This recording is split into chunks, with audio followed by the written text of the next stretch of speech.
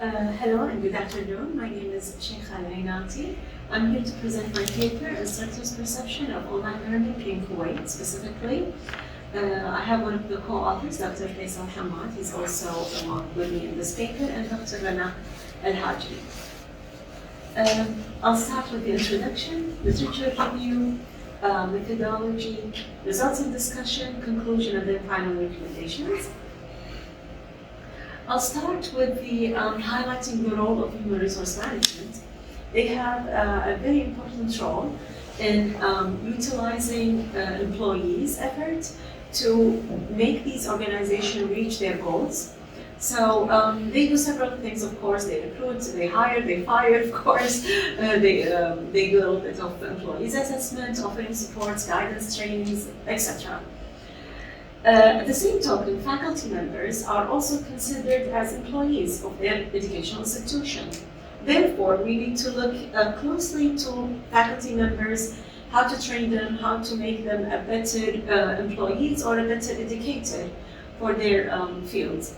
So the aim of this study is to evaluate instructors' perception of online learning, specifically at the College of Business Studies in Kuwait, shedding the light on factors such as competencies, motivations, and commitment. We will also look closely at what are the obstacles facing these instructors while they're teaching, specifically the online kind of learning. Do they have any kind of obstacles in their academic, technicals, organizations faced by instructors working on e-learning and so on. And I have over here COVID-19 pandemic between brackets because it's one of the most obstacles faced by instructors when the pandemic took place in the world, of course. So I'll start with the literature review. Dr. Al-Hanayan in 2021, he discussed that with COVID-19 global restrictions, education sectors have to move to online learning because it's the only mean actually to do this kind of learning, to deliver and receive education is through e-learning. They cannot do it in the regular way or the traditional way. Also, he revealed that the majority of college business professors, unfortunately, even though that we do have the infrastructure of e-learning embedded in our system, in our colleges, the majority of them chose to do it traditionally. They did not use that system. So when they wake up the following day with the pandemic, they were, oops, we have to use these e-learning, which is a little bit too late, but they didn't have the training, they did not know how to use it, they were overwhelmed with all these problems. Nevertheless, teachers had to deliver educational content, coordinate work processes, facilitate student access to technology required for e-learning. They have to, they're not familiar with technology. They did not receive training, as I mentioned earlier, all of which increased their fear and uncertainty of how to deliver their materials online. However, having said all these negative things, many of the studies, many of the researchers, they suggested that teachers do have a positive perception of online learning. In Almas, 2021, he also reveals that motivations are behind teachers' willingness to engage with e-learning, so they have to be motivated, of course. One of the researchers also developed a framework. I chose one of them, which is the very simple one. Follow these steps to create online learning, have them ready, have a free access for not only teachers but also students to access these materials online and so on.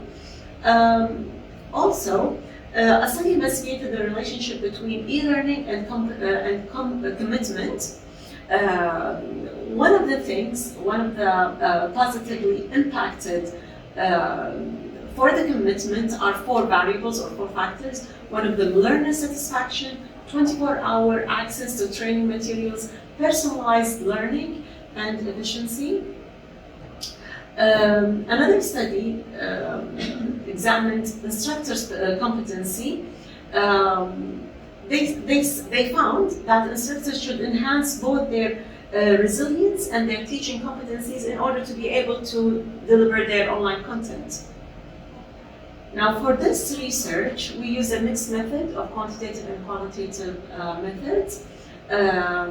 For the focus group, we have 15 instructors participated in the College of Business Studies.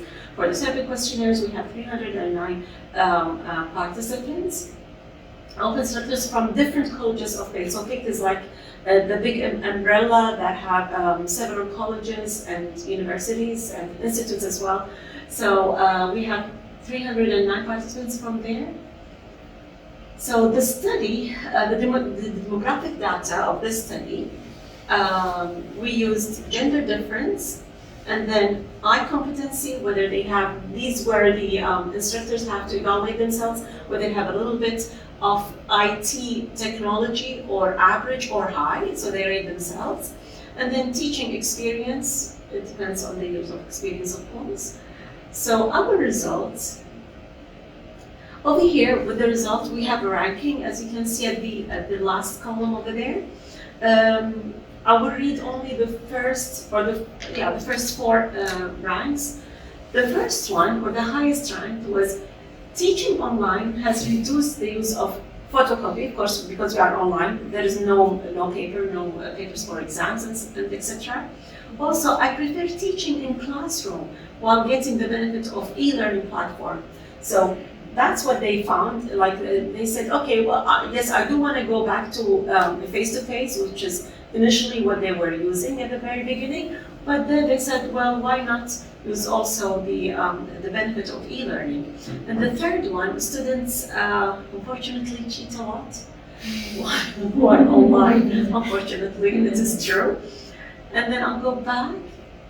Yes, and the fourth one, the last one I'm going to mention in here as the top 5, is e-learning tool facilitates managing and correcting exams tests. It is one of the tools there eventually. Now, the lowest, however, and this is very interesting, as you can see, number 15, which is the least, e-learning platform motivate students to e-learning. So what it's saying basically is that the students are not motivated to teach or to learn from e-learning, unfortunately. And then the second one, e-learning platform helped increase the interaction between instructors and students. So there is no motivation for the students. Interaction became less between students and their teachers.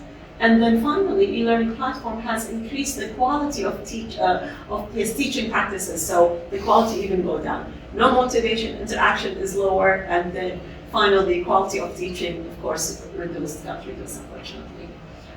I think I'm going backward. Yes, so in conclusion, the general findings indicate that instructors were comfortable and they do have a positive perception of online learning. So they do like that. The study also pointed out that some challenges and barriers were existed during that time period. One of them real quick, poor help desk, unfortunately, lack of training, even though we did train them, but then it took a little bit time of their course, but of course we have to do that. Less management motivation, limited electronic educational material, and what happened when the pandemic took place, unfortunately, we did not have, even though we have the infrastructure, the e-learning infrastructure, we did not have enough adequate e-materials on the system. Unfortunately, that's what happened. Teachers have to do their own material and upload them to the system.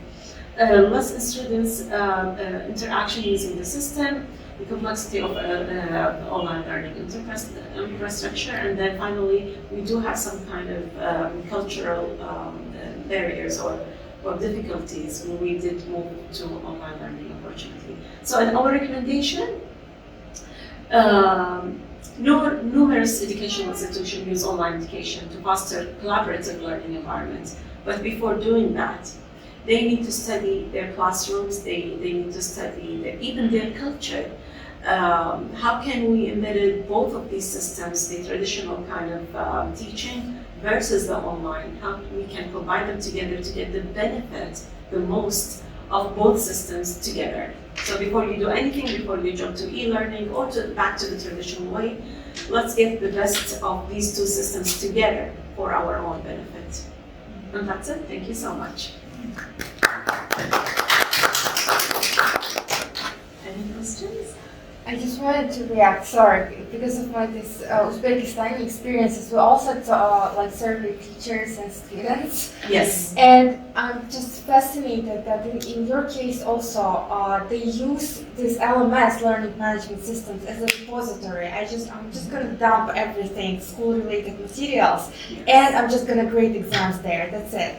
But there are so many more Other things. Yeah, that Definitely. I'm so glad that you did mention that, because one of the things that expected from our instructors is not only to like to have their content, e-content on the systems, but they have to manage the class.